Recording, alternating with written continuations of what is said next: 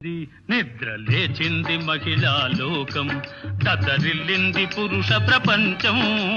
లేచింది మహిళా లోకం.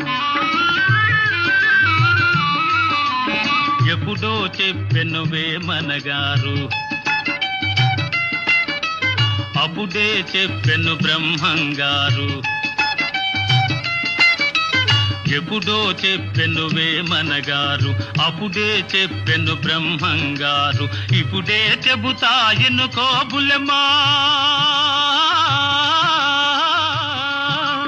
ఇప్పుడే చెబుతా ఎన్నుకో బుల్లెమ్మ. విసన్న చెప్పిన వేదం కూడా లేచింది, నిద్ర లేచింది మహిళా లోకం.